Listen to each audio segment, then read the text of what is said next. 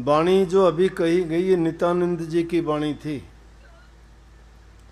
और वो इतने सच्चे करनी वाले संत हुए हैं कि इस एरिया में उनकी बड़ी मान्यता थी। ज़्यादा लंबी चौड़ी तो बाहर कहीं गए नहीं, लेकिन तहसीलदारी की पद से उन्होंने इस्तीफा दिया। लगन लगी उनको। उन्होंने इस बात को खुद के जीवन से, खुद की करनी से साबित करके दिखाया कि और सब बातें झूठी हैं, रमता सेती लाग रे, और चीज और बात तेरे काम नहीं आवे। यही था ना वाणी में। उन्होंने दुनियादारी देखी थी, इसलिए उन्होंने कहा ये दुनियादारी की चीज़ें, ये बातें जो रोज़मर्रा के जीवन में हम करते हैं, कौन सी बातें जो हमारी ज़रूरत की नहीं होती हैं, खाली वक्त गंवाते हैं, निंदा चुगली में वक्त बिताते हैं, या दूसरी बात इधर उधर के गप्पे हाँकते हैं। उन बातों में कोई सार नहीं, कोई समझ नहीं, कोई उनमें ज्ञान नहीं, ना उन बातों से हमें कोई किसी प्रकार का लाभ मिलना। वो समय की बर्बादी और हमारे दिमाग के अंदर कचरा भरने वाली ही बातें होती हैं। हंसी मजाक ठिठोली की बातें आप कितनी देर तक सुनते रहते हो, करते रहते हो। कितनी वाहियात की बात होती हैं जिनका कोई अर्थ और मतलब नहीं होता। उन बातों के लिए उन्होंने कहा है। और तो दुनियादारी के जितने काम हैं, जो हमारी ज़रूरत की बातें हैं, घर गृहस्थी की हैं, जो हमारे समाज में हमारे जिम्मे जो हमारी ड्यूटी हैं, हमारे कर्तव्य हैं, उनका पालन करने से हमें पीछे नहीं हटना, उनको पीठ नहीं दिखानी। जिस रूप में भी हम हैं, समाज में, घर में, परिवार में, वो जिम्मेवारियां निभाना सबसे पहला कर्म है।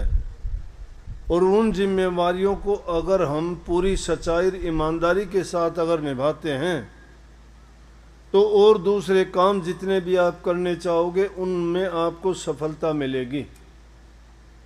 कभी भी उन चीज़ों से आपको निराशा नहीं होगी। अगर सच्चे बन के कोई भी काम करते हो, कोई भी काम करते हो,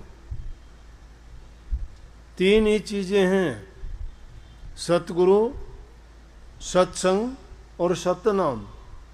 ये चीज़ें हैं जो जिसमें लागने के लिए कहा है। वो चीज़ें हमारे काम आने वाली हैं। लेकिन जो अगर इन चीज़ों को मान लें, हम गृहस्थी आदमी हैं और इस चीज़ को बिना समझे कह दिया कि और चीज़ तेरे काम आने वाली नहीं, कि ना खेती कर, ना नौकरी कर, ना घर परिवार में रह, घर को त्याग, बच्चों को त्याग, काम को त्याग, नौकरी को त्याग, पेट कौन भरेगा? परिवार का लालन पालन कौन करेगा? फिर तो हमने जिम्मेवारियों से पीछा छुटाया है। हम तो फिर अपनी जो कर्तव्य था उससे भाग गए हैं। उससे नहीं भागना। वो काम जब हम सच्चाई के साथ, ईमानदारी के साथ और पूरे अपने दिल से उनको करेंगे, तो उन्हीं से हमें सच्चाई का रास्ता दिखाई देगा। गृहस्थ में रहते हुए ही संतों ने प्रभु की भक्ति की है, इसीलिए गृहस्थियों के लिए सत्संग जारी किया है। सतगुरु प्रगट होके अपने लिए नहीं, अपने लिए करते तो कहीं भी जंगल में जाके तप कर लेते। कलयुग में सत्य पुरुष का हुक्म संतों के लिए यही है कि वो संसार के जीवों को, जो संसारी पदार्थों में, संसारी उलझनों में उलझे हुए हैं, उनको जाके उपदेश करके, शिक्षा दे के उनको सुलझाओ, और सुलझा के उनको सही रास्ता दिखाओ कि उनके जिम्मे काम क्या है। तो नित्यानंद जी ने वही कही कि ये काम दुनियादारी के जो दूसरे हैं, बिना मतलब की बातें, वो तेरे काम आने वाले नहीं हैं। तेरे काम कौन सी चीज़ें? रमता सेती लागरे। रमता कौन है? रमता कहिए जो राम के नाम में रमया हुआ है, राम के नाम में लगा हुआ है, जिन्होंने राम नाम की कमाई की है, जो राम नाम को ही सब कुछ मान के अपना जीवन बिताते हैं, जिनका त्याग है, पूरा जिनका तप है, वो लोग राम से जुड़े हुए हैं, प्रभु से उनकी प्रीति है और उनका दूसरा कोई काम नहीं। तो उनके साथ अगर तुम लगोगे, जैसे के साथ लगते हो उसमें जो गुण होंगे वो गुण आपको भी दे देगा। और उनके पास क्या है कि प्रेम का पाठ पढ़ाते हैं, और वो उस प्रेम, किसके प्रति प्रेम, दुनियादारी की चीज़ों की तरफ प्रेम नहीं है, उनके अंदर मोह हो जाता है हमारा, और मोह हमेशा बंधन का कारण बनता है। प्रेम हमेशा पवित्र होता है। अगर सच्ची प्रीति और सच्चा प्रेम किया जाए तो प्रेम बुरा नहीं, प्रेम ही प्रभु से मिलाता है, प्रेम ही हमें परिवार से जोड़े रखता है, प्रेम ही हमें समाज में शांति से रहने का सबक सिखाता है, प्रेम ही हमें प्रभु से मिलाता है। जिसके हृदय में प्रेम नहीं है, जब तक प्रेम नहीं है वो कुछ नहीं कर सकता। लेकिन उस प्रेम में दूसरे की मिलोनी नहीं है, दूसरे किसी की दखल नहीं है। प्रेमी के दिल में सिर्फ प्रेम एक के ही प्रति होगा। दूसरे के प्रति अगर तुम्हारा प्रेम पाल लिया तो प्रेम नहीं है वो। सच्ची प्रीति तो प्रभु के साथ होती है, दुनियादारियों के साथ तो हमारा मोह का बंधन होता है, या वो जो हमें जिम्मेवारी निभाते हुए काम करते हैं। जैसे पुराने ज़माने की बात है, बाबा फकीर चंद के सत्संग में गए तो वहाँ बात सुनते थे। उन्होंने सत्संग में फरमाया कि अपने परिवार को अपना धन दे दो, अपना तन दे दो। मतलब तन से वो जो कोई काम करना चाहते हो उनका काम करो। तुम्हारे पास धन है, कमाते हो, दे दो परिवार को, लेकिन मन किसी को ना दो। मन अगर किसी को दे दोगे तो मन तुम्हें तंग, परेशान होना पड़ेगा, दुखी होना पड़ेगा। मन अगर देते हो तो सिर्फ अपने सतगुरु को दो, वो सिर्फ एक को ही देना है। तन और धन दो, सब दे दो, तुम्हारे पास क्या करना है उसका, वो संसार की चीजें हैं। तो इसलिए कही कि प्रेम गली अति साकरी, ता मैं दो न समाए।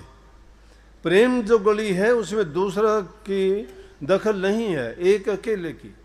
तो वही नित्यानंद जी यहाँ माजरा के पास में जोड़ में रहते थे। वो एकांत पसंद थे, वो एकांत में रहते थे। उन्होंने कोई ऐसा वैसा ना इतने सत्संगी बनाए, लेकिन बाद के जीवन में सत्संगी आ जाया करते थे जब उनका पता लगा, नहीं तो अपने आप को गुप्त रखते थे। बस एक बार गांव में फेरी लगाते थे, एक दो घरों में जाते थे, भिक्षा किसी ने दे दी, उसको भिक्षा को लेके और वापस आ जाते थे। मस्त रहते थे हमेशा, नाम भक्ति में अपने आप को इतना एक कर लिया था कि उनको दूसरी कोई उनकी भावना नहीं थी। सिर्फ इसी बात के कारण उन्होंने जिन दूसरों के बारे में जैसे कह दिया, किसी ने राजपाट त्याग दिया, किसी ने घर परिवार त्याग दिया, किसी ने धन दौलत छोड़ दी, उसी प्रकार से नित्यानंद जी ने भी प्रभु की भक्ति के लिए उनके प्रेम में आके अपने सब कुछ को त्याग के और सिर्फ एक निखालस उस मालिक के नाम पर ही वो लगे रहे। तो अकेले उस बनी में जंगल में रहते थे, मस्त रहते थे, किसी चीज़ की ज़रूरत नहीं। कोई देता तो दे जाता, नहीं देता तो उसकी भी कोई ज़रूरत नहीं थी। भिक्षा के लिए जाता तो कोई दे देता तो ले लेता, अगर नहीं भी देते एक दो घरों के बाद तो वैसे भी आ जाते। क्यों? क्यों उनको ना कोई भूख और प्यास कभी तड़पाती थी और न ही वो उसके भक्ति के रास्ते में बाधा बनती थी। तो ये वाणी उनकी थी। उन्होंने ये समझाया कि दुनिया में तुम कोई किसी की दूसरे की निंदा करता है, कोई किसी से झगड़ा करता है, कोई किसी की जायदाद पर कब्जा कर लेता है, कोई किसी की बेटी को दुख देता है, कोई किसी के लड़के को दुख देता है। छोटी छोटी बातों पर हम कितना बड़ा बड़ा पाप कर्म कर जाते हैं। तो उन पाप कर्म से बच जाओ।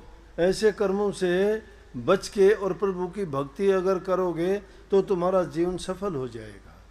ये दुनियादारी की चीज़ें तो ऐसे हैं कि संगति जैसी करोगे वैसा ही रंग चढ़ जाएगा। बुरे आदमियों के पास बैठोगे, जो उसमें दुर्गुण है वो तुम्हारे अंदर बिना कहे भी आ जाएंगे। अगर तुम अच्छे इंसानों के पास बैठोगे तो वो तुम्हें अच्छाई की बातें बताएंगे, तुम्हारे अंदर बिना अपनाए भी अच्छाई आ जाएंगी। लेकिन जो रमते राम हैं, जो प्रभु की भक्ति करने वाले हैं, उनका संग करोगे, उनके पास जाओगे तो वो तुम्हें भक्ति के रंग में, नाम में रंग देंगे और आपको धीरे धीरे करके 1 मिनट में या 1 दिन में या 5-7 दिन में, क्योंकि नीरस है नाम, नाम में कोई स्वाद नहीं है। स्वाद होता है इंद्रियों के रसों का, जो स्वाद है उसको हम रस मानते हैं, आनंद मानते हैं। उनके भोगों से जो हमें तुच्छ समय के लिए जो खुशी मिलती है उसको आनंद मानते हैं। हमें नाम रस का पता ही नहीं है।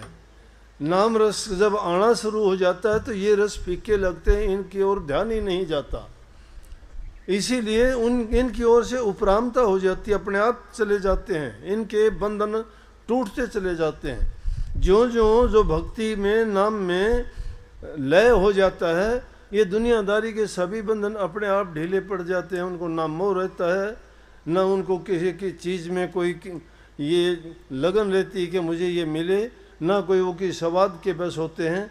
उनको तो इतना है कि प्रभु के नाम में मस्त रह के उनको जो कुछ जैसा मिलता है उसी से अपना जीवन निर्वाह कर लेते हैं। वो खाने के लिए नहीं जीते, स्वाद के लिए नहीं जीते, वो उस आनंद और प्रेम के लिए जीते हैं।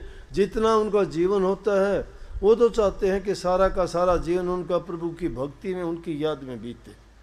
लेकिन हमारा क्या है कि हम एक दूसरे को देख के या तो मन में ईर्ष्या पाल लेते हैं, या द्वेष कर लेते हैं, या हमें उनके साथ प्रतिस्पर्धा कर लेते हैं कि मेरे पास ये क्यों नहीं है, इसके पास ये चीज़ें क्यों हैं, इसकी इज्जत मान बढ़ाई क्यों है।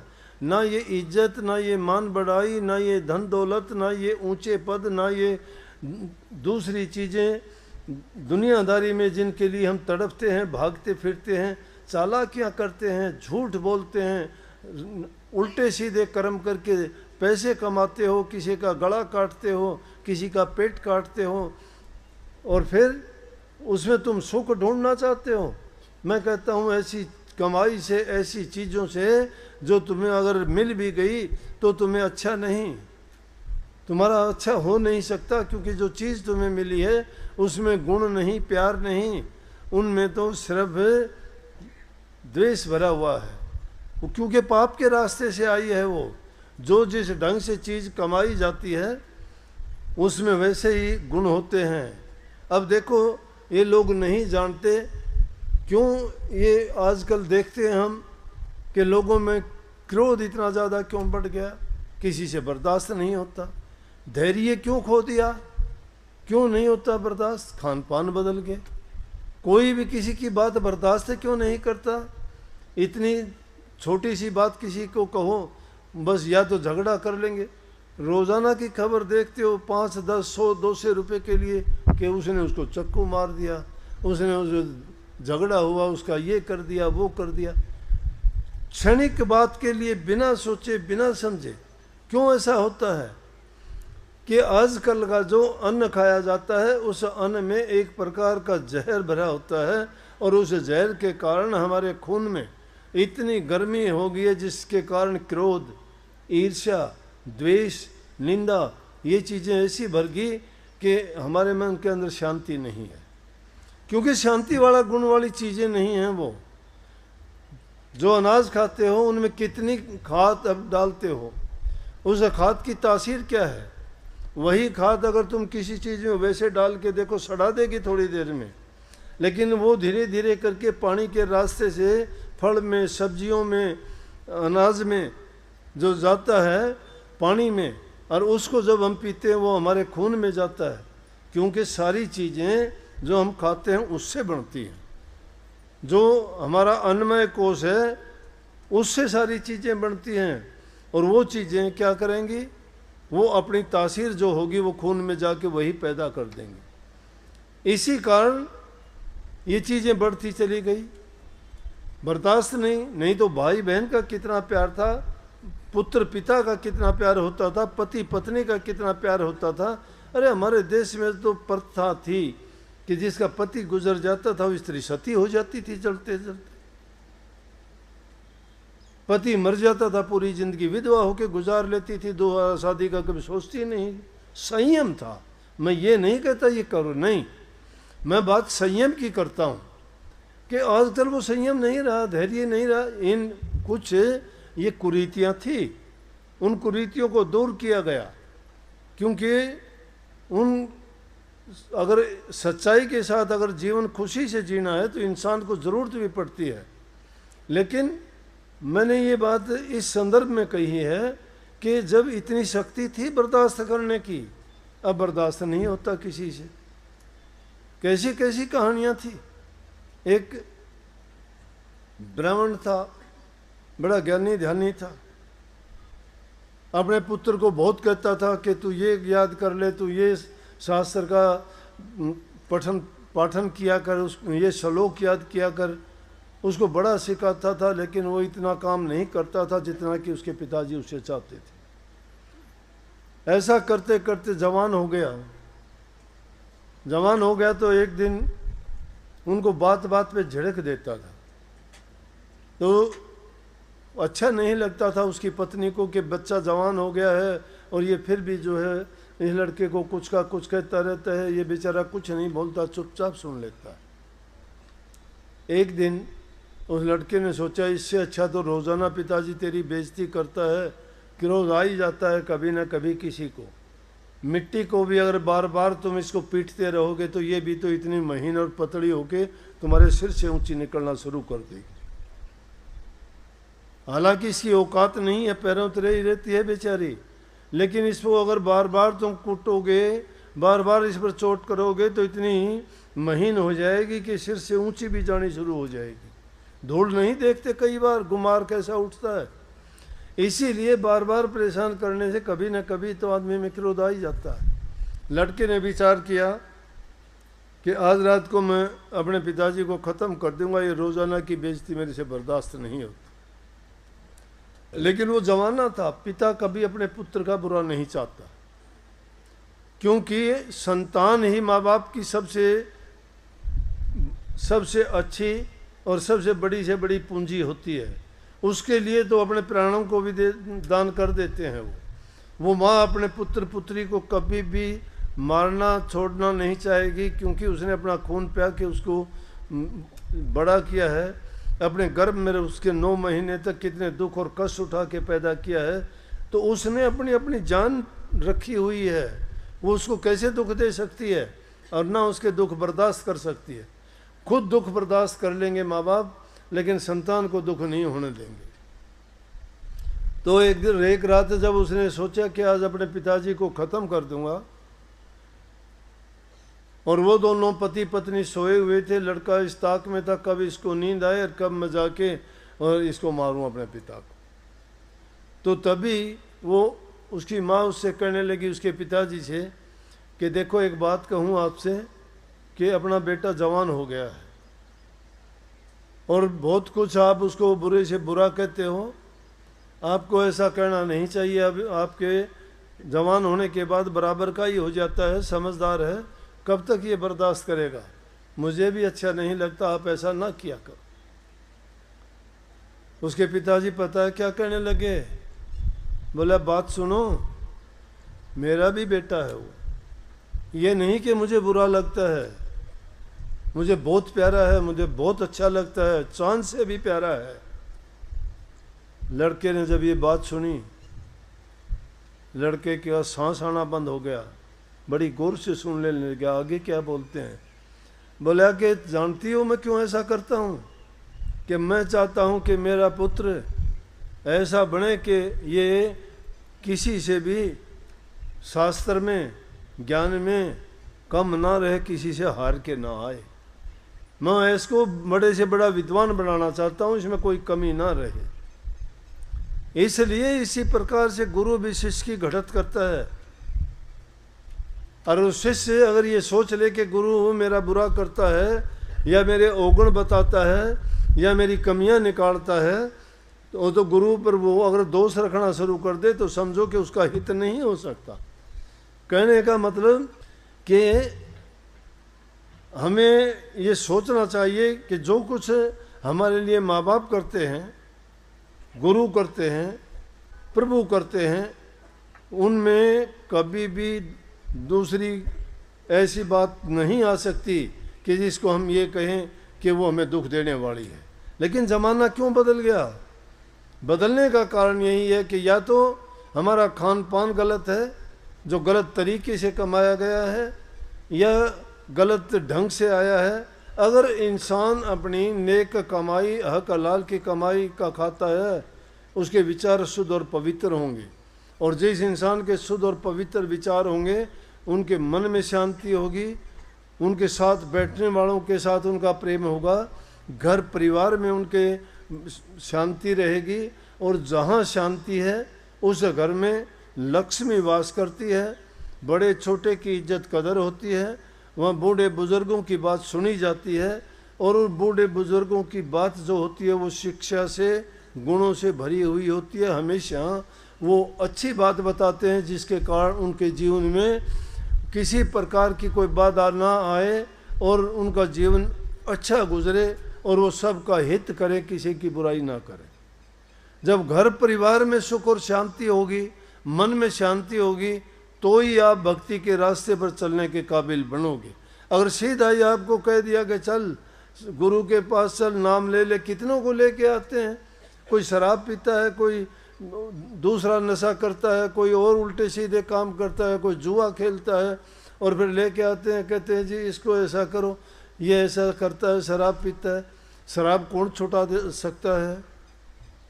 उसके मन में जब कोई बात है, वो जब तक तैयार नहीं है तो कितने ही आदमी लेके जाओ। वो तभी छोड़ सकता है जब उसका मन कहेगा। अब उसका मन खुद का काबू में नहीं है, वो खुद अपने मन से नहीं चाहता मैं ये काम करूं या नहीं करूं, उसको दूसरा कोई नहीं करा सकता। लेकिन इसी मन को अगर साध लिया जाए और इसी मन को पक्का कर लिया जाए तो वो चीज़ें तो कहीं अपने आप तो हमारे आके चिपटी नहीं थी, उन चीज़ों को हमने अपनाया है। कोई भी चीज़ है हम उनको छोड़ सकते हैं, आसानी से छोड़ सकते हैं। और इंसान के लिए कोई चीज़ भी मुश्किल नहीं है, भक्ति भी मुश्किल नहीं, भक्ति भी बड़ी सरल है, कठिन नहीं है। बताऊं आपको, कठिन है तो इन चीज़ों को मानना कठिन है, अच्छे गुणों को अपनाना कठिन है, सच्चाई के रास्ते पे चलना कठिन है, निंदा चुगली बुराइयां छोड़ना कठिन है। लालच और स्वार्थ इंसान से नहीं छूटता, और लालची इंसान कभी अच्छा नहीं होगा। ये चालाकियां हेरा फेरियां जो करते हैं, वो सोचता है इंसान कि मैं बड़ा चालाक हूँ, मेरे से चालाक होशियार नहीं है, मैंने ये कर लिया, मैंने वो कर लिया। अरे चालाक तो काग भी बहुत होता है, भिष्टे में जाके चोंच मारता है। अच्छे काम करने वालों को इसी वाणी में कहा है नित्यानंद जी ने कि जो सद्कर्म करता है वो हंस कहलाता है, और जो नीच कर्म करता है वो कुबुद्धि काग कहलाता है। जो नीच कर्म करता है काग जैसी उसकी आदत होती है। इसलिए हम इंसान, परमात्मा ने इंसान को बनाया इसलिए था कि हंस जैसे कार्य करे, और ये फंस गया दूसरी चीज़ों में, फंसाया काल महाराज ने। इसीलिए संत सतगुरु आके इनको चेताते हैं, रास्ता बताते हैं कि भाई जिन कामों में तू उड़ जा हुआ है तेरे काम आने वाली चीज़ नहीं है। ये बंधन संसार के झूठे हैं, कोई हमारा सगा संबंधी साथी नहीं है।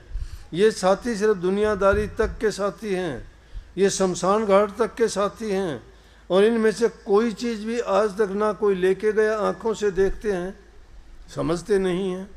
कितने हमारे से पहले आए जो डंगों से धरती को नापते थे, हाथों पर पर्वतों को उठाते थे, कहाँ हैं आज वो? क्या लेके गए वो? लेकिन जिन्होंने प्रभु की भक्ति की वो अपने पीछे नाम छोड़ के गए, संदेश छोड़ के गए। उनका नाम हमेशा अमर रहेगा, क्योंकि उन्होंने वो काम किया।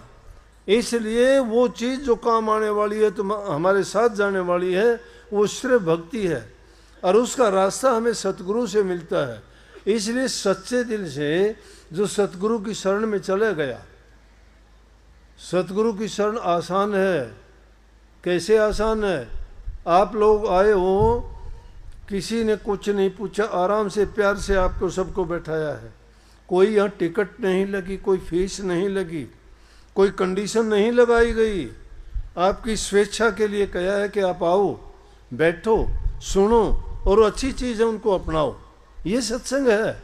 जब सत्संगों में वो चीज़ बताई नहीं जाती और कह दिया कोई एक चीज़ का नाम लेके ये नाम जप लिया करो कल्याण हो जाएगा, गुरु तुझे अपने आप ले, अरे कहाँ गुरु ले जाएगा? कोई नहीं ले जाता, किसी को ले जाने वाले तुम्हारे गुण है। गुरु तो अगर ले जाएगा तो जो कहता है उसकी बात मानते चलो। इसी को गुरु की पूजा कह दिया। जो गुरु हमारे लिए उपदेश करता है, जो हमें शिक्षा देते हैं, जो हमें चीज़ अपने बेहतरी के लिए, अपने जीवन को बनाने और सुधारने के लिए कहते हैं, उन चीज़ों को अपनाते चले जाओ। वो चीज़ें अगर हमने कितने कितने साल बीत के अगर किसी से बोलते हो ना तो बड़ी डींग मारेंगे, मुझे नाम लिए 20 साल 40 साल हो गए, बड़े महाराजों से लिया था। अरे बड़े महाराजों से नाम लिया, बड़े काम तो नहीं किए तूने। बड़ा तो जब मानते कि वो काम करते, बड़े महाराज जी बड़े क्यों कह दिए? क्योंकि बड़े काम किए थे। छोटे काम करोगे तो आपको बड़ा कौन कह देगा? अगर बड़े थे तो बड़े करके दिखाओ। शिष्य में गुण होना चाहिए, अपने गुरु क्यों बड़ा करके दिखाए। अगर उन्हें गुरु को बड़ा करके दिखाता है तो बड़ा है। अगर गुरु की नाम की ओट लेके अगर रोटी खाना चाहता है कोई भी खा ले, वो तो भीख मांग के भी मिल जाता है। राम के नाम से कितने भिखारी फिरते हैं, कोई किसी रूप में, कोई किसी रूप में, लेकिन सच्ची भिक्षा सतगुरु से मिलती है, वो नाम की भीख है। और उसमें आपको वो दक्षिणा देते हैं गुरु कि उसको पाके हमारा जीवन धन्य हो जाता है। गुरु हमसे चाहता क्या है? गुरु चाहता है कि हम बुराइयों को छोड़ें और सच्चाई के रास्ते पर चलें, नाम भक्ति को अपनाएं। बहुत आसान है नाम भक्ति। सारे काम करते रहो, घर बार परिवार के, समाज के, किसी काम में रुकावट नहीं है, लेकिन उनके अंदर उनकी मर्यादाएं हैं, उनकी सीमाएं हैं। उन सीमाओं के अंदर रह के काम करो, जो ज़रूरत है उसके मुताबिक काम करो। अगर उससे ज़्यादा तुम करते हो या कामी कीड़े बनते हो या अपने आचार विचार से गिरते हो या अपने जीवन में अनावश्यक चीज़ों को, दुर्गुणों को लगाते हो, वो बुरा है। सब दुर्गुणों को त्याग के और अगर सद्गुण अपनाते हो तो आपको जो गुरु ने नाम दिया है वही नाम तुम्हें पार तार देगा, धन्य कर देगा। नाम एक प्रकार का टिकट है जो तुम्हें इस पार से उस पार ले जाएगी, लेकिन उस नाम को खोना नहीं। नाम को लेके नाम की कमाई करनी है और वो बहुत आसान है। कुछ बाधा नहीं है किसी काम में भी। आपके कोई काम करते जाओ, संतों ने बड़ा हेला दे के रुक के मार के कहे, सब ने जो जिस समाज में पैदा हुआ वो सारे काम किए और उन्होंने उसी समाज को अपने ढंग से समझा दिया कि काम करते रहो लेकिन प्रभु की भक्ति भी साथ करो, कोई रुकावट नहीं। धन्ना भगत जाट था, खेती का काम करता रहा और ऐसी भक्ति की कि तुम्बे बोने के बाद में भी उसको ज्वार मिली। सारे काम प्रभु ने किए उसके खेत के। सैन भगत नाई का काम करता था, लखमा माड़ी का था, कबीर साहब जुलाहा था, कपड़ा बुनता था, नामदेव छिपी था, कपड़ों को रंगता था, रविदास जी चमार जाती थे, जूतियां बनाते थे। उन्होंने कहा कि अपने काम करने में कोई शर्म और संकोच नहीं, वो काम करते जाओ और उसी काम में भक्ति है। सच्चे मन से वो भक्ति करते जाते हो, लो तुम्हारी प्रभु से लगी रहती है। कोई देखना नहीं, कोई सुनना नहीं, कुछ करना नहीं, ना तुम्हें समय बर्बाद करना। अगर कोई आके तुम्हारे पास में बैठता है, तुम्हारा समय बर्बाद करेगा, अनावश्यक बात करके तुम्हारे दिमाग में कचरा भरेगा और उन बातों का कोई तुम्हारे जीवन में लाभ नहीं, अर्थ नहीं, महत्व नहीं। तीनों चीज़ें खराब हैं ये। उनसे क्या मिलेगा हमें? हमें सिर्फ वही बात सुननी चाहिए जिससे हमारा या तो लाभ हो या हमें कुछ संदेश मिलता हो या हमारा जीवन सुधरता हो, वो बात सुननी चाहिए। नहीं तो समय की बर्बादी है और बिना बात के अपने दिमाग के अंदर ऊन जनून भर लेना है। ऐसी चीज़ों को कभी भी अपने दिमाग में मत भरने दो। अच्छे गुणों को अपनाओ। संत महात्माओं फ़कीरों की वाणी, उनके कहे हुए शब्द वचन वो याद करो। वो याद करोगे तुम्हारे विचारों के अंदर कभी भी बुराइयां नहीं घुसने पाएंगी। लेकिन हमने तो क्या कर लिया कि इसको बनाई ऐसा दिया कि कचरा भरने का, कोई भी कहता है उन चीज़ों में अपने कान बिछा देते हैं, उनके सामने के लिए डाल दे जो डालना है, और कभी हटाते ही नहीं। उन्हीं बातों को सुनते सुनते जीवन बर्बाद हो जाता है। संत कहते हैं काम में रुकावट ही नहीं है, करो, सब करो। ये थोड़ा है कि माला लेके बैठ जाएंगे, घर के काम छोड़ देंगे, नहीं, कुछ भी। माला तो सांसों की है, सांस सांस एक एक मन का है, नाम सुमरो उसमें। कबीर साहब कहते सांस सांस में नाम सुमर, बैठता सांस ना खोए, क्या जाने इस सांस का आवण हो ना होए। क्यों भरोसा करते हो कल का? कल कल करते काल आ जाता है, लेकिन कल नहीं आता, पता ही नहीं लगता कब वो संदेशा उसका आ जाता है, कभी इस दुनिया से उठ के चले जाते हैं। तो समय के रहते हुए अगर हमने उन नाम की कमाई नहीं की तो जीवन हमारा व्यर्थ चला जाएगा। ये जीवन हमें यूँ नहीं मिला था कि हम इन चीज़ों के लिए जीवन को बर्बाद करें। ये इंसान का चोला लाखों करोड़ों जीवन बिताने के बाद मिलता है, वो भी बड़े नेक कर्म करने के बाद मिलता है। और वो मिलने के बाद भी हम नहीं चेतते और सोए रहते हैं गफलत की नींद में। परवाह नहीं है हमें क्यों आए थे, क्या करना था, ये भी बात बेचारी है, कभी नहीं सोचते। क्यों आए दुनिया में, क्या करके जाओगे, कभी सोचते हो कि इस क्या है हमारा नतीजा, आगे क्या है? अरे क्या इन चीज़ों के लिए जिंदा हैं हम कि 2 रोटी खाएं पिएं घूम लें फिर लें, बस। जीवन का अंत चला जाएगा, मृत्यु सामने खड़ी है, पता नहीं कब दबोच लेगी आके अचानक। इसलिए समय रहते हुए उस नाम की कमाई करो ताकि हमारा उद्देश्य की पूर्ति हो। इंसान का चोला तो इसलिए मिला था कि हम इस जन्म मरण के जेल से, बंधन से मुक्त हो जाएं, काल की जेल से छूट जाएं, ये जन्म मरण का दुख ना भोगें। इसमें संबंध जोड़ लेते हैं दुनियादारी की चीज़ों से, कोई ये मेरा पुत्र है, ये मेरा भाई है, ये मेरी पत्नी है, ये बेटा बेटी है, ये रिश्ते नाते हैं। लेकिन उनमें से अगर कोई भी हमारे से जुदा होता है, हमें कष्ट होता है, दुख होता है, क्योंकि हमने वो जोड़े हैं अपने साथ। लेकिन कबीर साहब कहते हैं, अरे मन रहना होशियार, एक दिन चोर सिपाही आवेगा। वो चोर भी है, सिपाही भी है।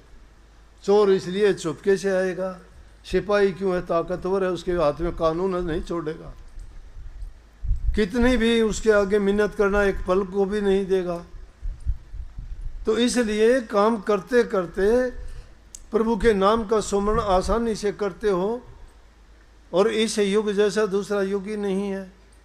कलयुग में संतों ने इतना सस्ता कर दिया ये काम कि सभी चीज़ जो ज़रूरत की चीज़ें हैं सभी भोगो, कोई परहेज नहीं है। जो मन में आता खाओ, ज़रूरत के मुताबिक खाओ। ज़्यादा तो अच्छी चीज़ खाओगे तो भी खराब कर देगी, बुरी खाओगे तो खराब करती ही करती है। खराब पियोगे तो कर देगी, खराब ज़्यादा बोलोगे तो खराब कर देगी। हर चीज़ जो भी ज़्यादा नहीं, ज़रूरत के मुताबिक। अति का भला न बोलना, अति की भली न चुप, अति का भला न बरसना, अति की भली न धूप। Excess of everything is bad. बहुतायत किसी भी चीज़ की अच्छी नहीं है।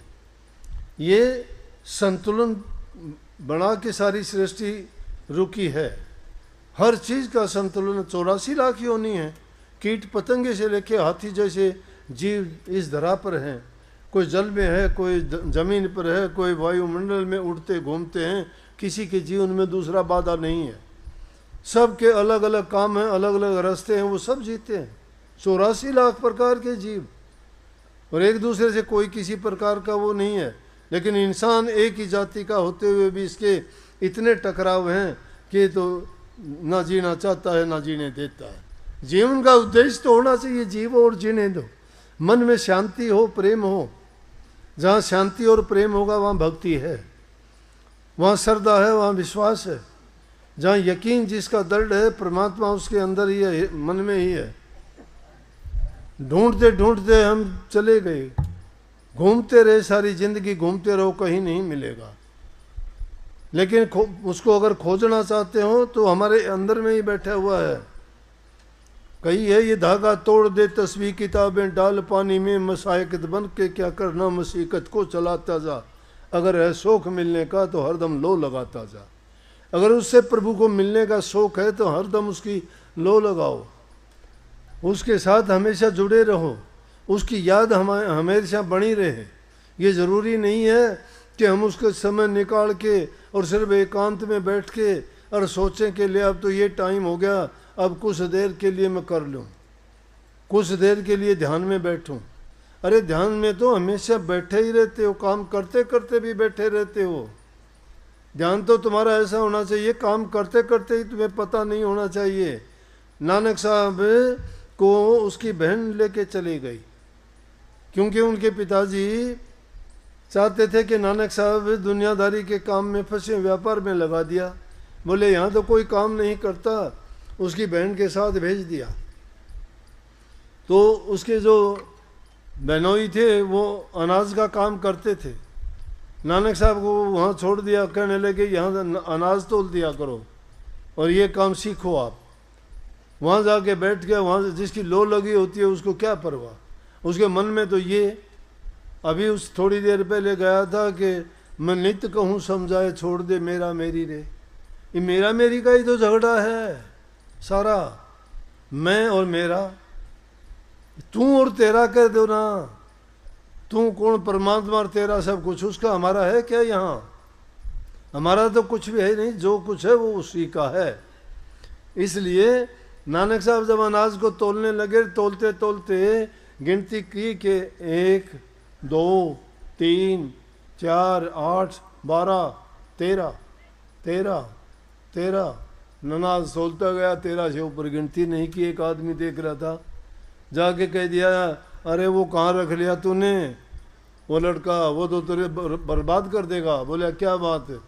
बोला कोई अनाज लेने के लिए आया था, गिनती उसने तो 13 से ऊपर की नहीं, 13 13 करता रहा। उसने कह दिया हाथ जोड़ के अपने घर चला जा भाई, मेरे से तेरी काम नहीं होगी। बोला कि क्यों, मैंने क्या कर दिया? बोला 13 से ऊपर गिनती नहीं। बोला है ही 13, और है क्या, किसका है? और ना मेरा है ना तेरा है, वो जिसका है उसका है, वही तो है, जो कुछ है प्रभु तेरा है। तो जब उसका है तो वो ये लो लगाना है, ये लो लगाना है। कभी भी ये ना सोचो मेरे से काम नहीं होगा। ये दुर्बल आदमियों का विचार है, जिनकी सोच नकारात्मक उनका है। वो लोग बहाने ढूंढा करते हैं, मुझे समय नहीं मिलता, मुझे दर्द रहता है, मुझे बच्चे नहीं करने देते, मैं क्या करूं, मुझे काम बहुत ज़्यादा करना पड़ता है। गलत बात। जिसको करना होता है वो अपना वक्त निकाल लेता है, काम करते करते कर लेगा, कोई उसको रोकने वाला नहीं है। वो तो मन से करना है, काम हाथों से शरीर से करना है। पर भक्ति हमेशा मन से होती है, तन से नहीं होगी। ना ऐसे माला से होगी, ना भेक से होगी, ना कोई दूसरी चीज़ों से दिखावे से होगी। भक्ति अगर होगी तो सच्चे मन से होगी। मन में जब तुम्हारी सत्यता होगी, सच्चाई होगी, इसीलिए तो कही सतगुरु। सतगुरु कौन है? जो सत्य का उपदेश करे। लेकिन सत्य की बजाय और ही पाखंड गुरु हो गए। सत्य उनके पास है ही नहीं। सत्य किसके पास होगा? जिसने गुरु का संग किया हो, गुरु के बताए नियम पर चला हो, गुरु ने उसको अच्छी तरह से घड़ छोल के तैयार किया हो, जिसकी घड़ाई की हो। जिससे घड़ाई नहीं हुई तो उसके सफाई कहाँ से होगी? वो बड़का बड़ी पड़ा रहेगा उसका खेत। तो जिसने बांध नहीं की खेत की, उसमें तो खरपतवार ही खड़े रहेंगे। लेकिन गुरु शिष्य को ऐसे त्रास देता है जिस प्रकार से जोरी हीरे को तराशता है, जिस प्रकार से कुम्हार मिट्टी के बर्तन को पीट पीट के बना देता है, जिस प्रकार से सुनार सोने को कूट पीट के सोना बना देता है जिसकी इज्जत और कदर होती है, जिस प्रकार से खाती बढ़ाई लकड़ी आड़ी टेढ़ी जंगल से लेके आता है, छील के काट के ऐसे सुंदर बना देता है, वो इज्जत और शोभा पाती है। इसी प्रकार से गुरु भी शिष्य को तराशता है। और जो गुरु ने तराशा नहीं ना, उसके पास है कुछ नहीं, ड्रामा कर देगा, नकली बन जाएगा, गुरु का ढोंग रच देगा। ढोंगी बहुत होते हैं, ड्रामे बहुत होते हैं, साधु के भेष में शैतान बहुत होते हैं। साधु का काम होता है समाज को सही रास्ता दिखाना, बुराइयों से निकालना, सत्य मार्ग पर चलाना, प्रभु की भक्ति में लगाना और उनको नेक नियत रखने का उपदेश और शिक्षा देना। और जो सच्चे गुरु जिसको मिल जाते हैं उसका जीवन संवर जाता है। गुरु मिल गया सच्चा गुरु तो लेखा निमट जाता है उसी दिन, क्योंकि अच्छा करते आदमी अच्छा हो जाएगा, कभी न कभी उसमें सुधार आ जाएगा। जो लगा रहता है जरूर एक दिन सच्चाई में बदल जाएगा, लेकिन धैर्य रखना पड़ता है हर चीज़ के लिए। धैर्य जो रखता है, क्या अब क्या गर्मी के ख़त्म हो, गर्मी तब भी पड़ रही है, अब भी बहुत गर्मी है, धूप बहुत है, लेकिन आप तो चुपचाप बैठे हो, आपको तो कोई शिकायत नहीं गर्मी की, ध्यान ही नहीं है गर्मी की ओर, ध्यान उसकी ओर है ही नहीं, ध्यान आपका ये ध्यान है, उसके बारे में सोचते ही नहीं हो। इसी प्रकार से दुनियादारी के जो बुराई हैं उनको इसी प्रकार से इग्नोर कर दो, भूल जाओ, उनको छोड़ के सिर्फ अपने मन को सत्य में, नाम में, गुरु में जोड़ लोगे तो आपको भी वो बुराइयां नहीं फटकेंगी और अच्छे ही अच्छे गुण आएंगे। उसके लिए नाम का सुमरण करना, ये नहीं कि कभी बैठ जाओ चुपचाप, नहीं, जिनने भी पाया उन्होंने चिंतन किया, चिंता करने से नहीं, चिंतन किया। चिंतन आप भी करो, चिंतन करो कि मेरे अंदर बुराइयां क्या हैं, चिंतन करो कि मन दुष्ट मानता क्यों नहीं है, चिंतन करो कि ऐसी कौन सी चीज़ है जो और दूसरे कर सकते हैं, मेरे अंदर ऐसी कौन सी कमी आई है मैं क्यों नहीं कर पाता। जब ये जांच आप कर लोगे अपनी, आपको अपनी कमी दिखाई देगी, और सच्चे जब बनोगे कि अपनी कमी को खुद जान के अपनी कमी को निकाल दोगे।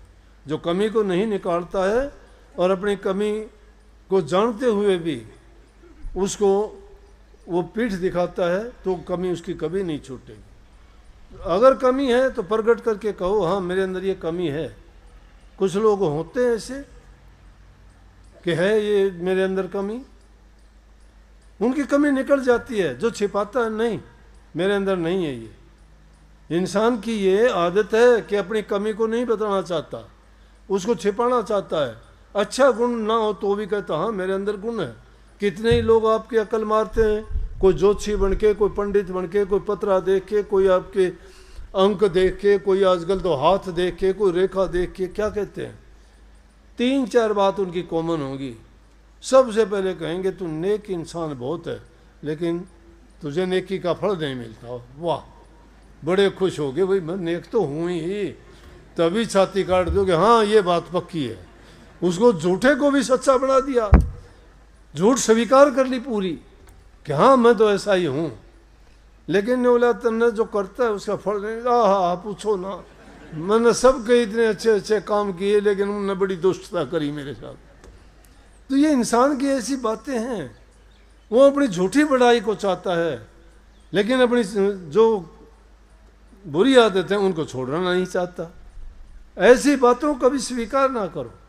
अगर है और दूसरा कहता है तो समझो कि वो तुम्हें अपने और ज़्यादा गिनाने की कोशिश करता है। अगर कमी है, कमी बताने वाला तुम्हारा हितकारी है। तुम्हारी कमी गुरु बता सकता है, और गुरु बताता है तो उसको मान लो कि मेरे अंदर ये कमी है, मैं इसको दूर करूँगा। और जो दूर कर लेता है वो गुरु का बन जाता है, गुरु उसका हो जाता है, गुरु उसका हो जाता है, उसका राम ही हो जाता है। उसका राम हिमाती है। उसका हिमाती कैसे? उसने अपना बनाई लिया उसको। बाजी मांडू पीव से दूं विधि मेरा राम, जीतूं तो मैं राम की, हारूं तो मेरा राम। बाजी राम तो मांड लो सीधी, आ जा भाई। तेरी मेरी बाजी से अगर जीत गया तो मैं तेरा हो गया, और हार गया तो मैं तेरा हो गया। हार गया तो भी तू मन ले लेगा, और जीत गया तो मैं तने ले लूँगा। दोनों तरफ से फायदा हमारा है। इसलिए अपने मन के अंदर दृढ़ता लाके पक्का विश्वास और यकीन के साथ, और ये सोच के कि हाँ मैं भी अपने जीवन में ये करके देखूंगा। कुछ करके देखने की चाह होनी चाहिए। जिस इंसान की कोई चाह नहीं है जीवन में तो पशु तुल्य जीवन जीता है। मानस के पशु मानस के जीवन है, लेकिन खालड़ी तो इंसान की ओर ली, कर्म तो पशु जैसे ही रहे उसके। इंसान का जीवन मिला है भक्ति करने के लिए, जीवन को सफल और कामयाब करने के लिए, इन जन्म मरण के बंधनों से मुक्त होकर काल और माया के देश से आज़ाद होने के लिए।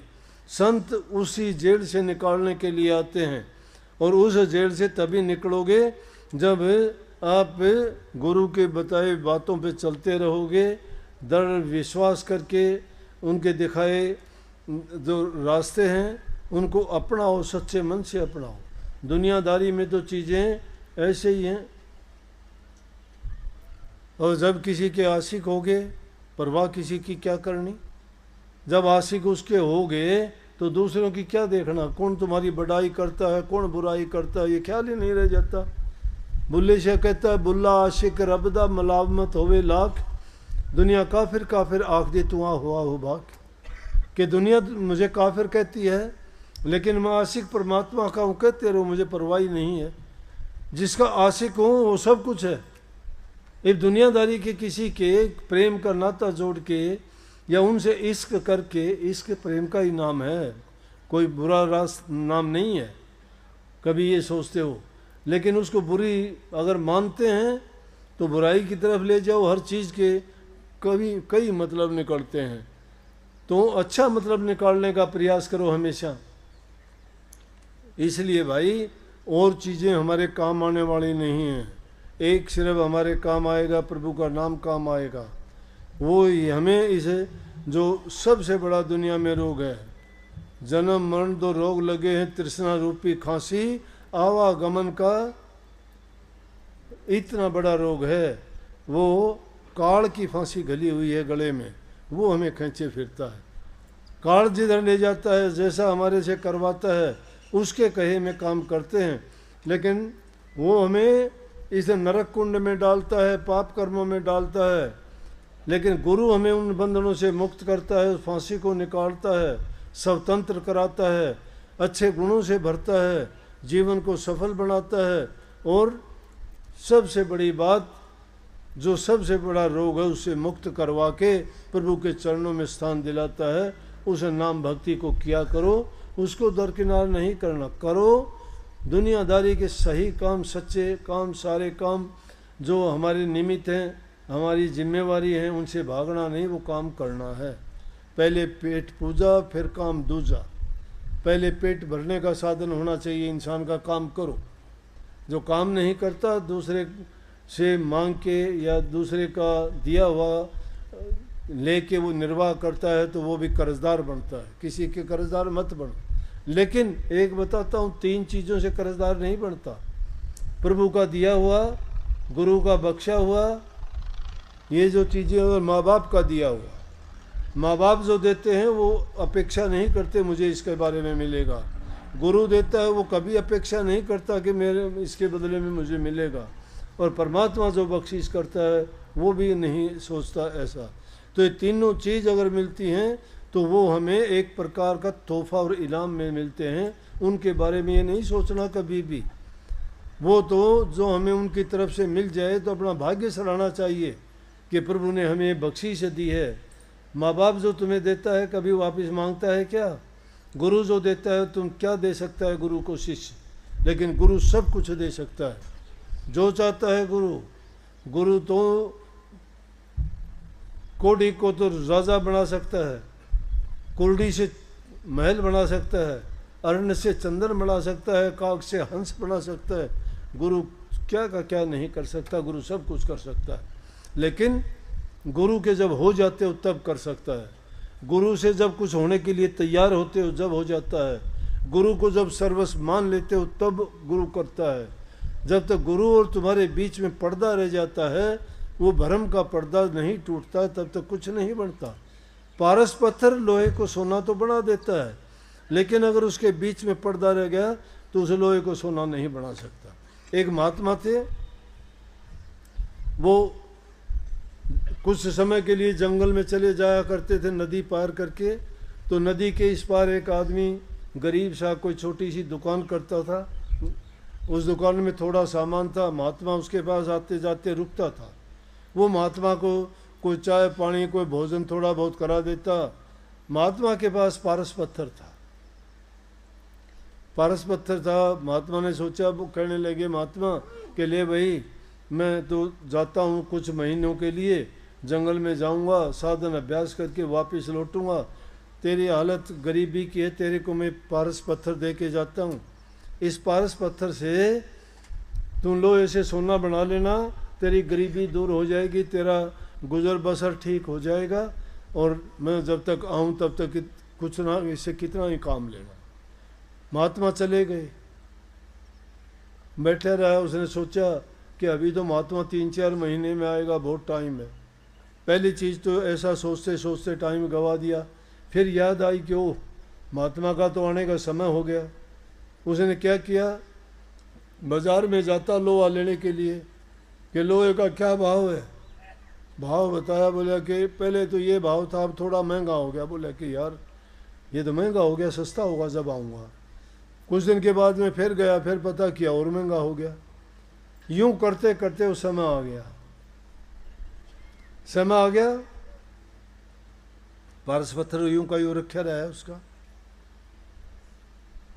पूछने लगे महात्मा, जब आए, बोले कि भाई हालत वही छोटी सी दुकान, वही 4 डब्बे रखे, कुछ नहीं उसकी। उसने सोचा था अब तो बहुत बड़ा कारोबार हो गया होगा, बहुत सोना बनाया होगा, बड़ा धनवान हो गया होगा, लेकिन वो तो कुछ नहीं हुआ। देख के कहने लगे, अरे ये क्या किया। बोले तू तो अब भी गरीब का गरीब ही है, क्या किया उसका पारस पत्थर का। बोला जी वो तो रखा है। बोला क्यों नहीं काम लिया उससे। बोला जी क्या काम लेता, लोहा रोज जाता, लोहा महंगा होता रहा, मैंने सोचा सस्ता होगा जब लूँगा। बोले अरे मूर्ख, बर्बाद कर दिया तूने सब कुछ, अब मैं नहीं छोड़ता, तेरे पास में लेके जाता हूँ। ये जीवन है इंसान का। पारस पत्थर ये जीवन है, हमारे सांस, ये सांस मिले हैं। पारस पत्थर गुरु ने नाम दिया है, वो है। इसको कैसे बनाएं। गुरु ने कह दिया कि नाम को जपया कर, अभ्यास किया कर, सुमरण किया कर, चिंतन किया कर। जब नाम का अभ्यास करेगा, चिंतन करेगा, सुमरण करेगा, तेरे कर्म कट जाएंगे, मालो माल हो जाएगा तू। मालो माल तो जब होता है जब प्रभु नाम की दौलत मिलती है। दुनिया के पदार्थों से कोई मालो माल नहीं होता, वो तो व्याधि है, बीमारी है, वो तो रोग है।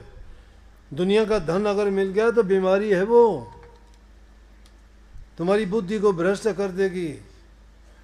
जिसको मिल जाता है बस उसी टाइम से बदलना शुरू हो जाता है, और उसके पीछे लग जाते हैं फिर रोग, बीमारी, चोर, ठग, लुटेरे, डॉक्टर, सारी चीजें। इसलिए वो व्याधि है, बीमारी है वो। कहने लगे तो वो जीवन करते करते सोचते भाई सुमन अभी नहीं, अभी थोड़े बच्चे छोटे हैं, थोड़े दिन में सुमन करूँगा, अभी काम थोड़ा है, अभी मैं काम से थक जाता हूँ। तो करते करते बुढ़ापा आ गया। बुढ़ापा आ गया, जमदूत आके खड़े हो गए, चल। बोले यार थोड़े दिन तो छोड़ दे अभी। बोले अब नहीं छोड़ने का टाइम था, दिया था तेरे को मौका। ये जीवन हमें उसी प्रकार से मिला है। वो तो एक सिर्फ दृष्टांत था घटाने के लिए, समझाने के लिए। वास्तविकता तो ये है कि इंसान को ये जीवन, बहुमूल्य जीवन, बड़ा कठिनता से मिलता है।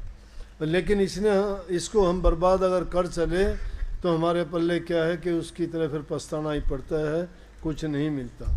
इसलिए भाई सभी काम करो, लेकिन ये भूल कभी ना करो कि प्रभु को भूलो। अव्वल तो सांस सांस में याद रखा करो, अगर नहीं भी रखो तो कम से कम जो भूल चूक होती है तो सोचा करो कि जो काम किया था वो मैंने नहीं किया, पश्चाताप किया करो। जो इंसान पश्चाताप करता है वो ज़रूर उस काम को ठीक कर लेगा, संवार लेगा, और उसका ज़रूर कल्याण होगा।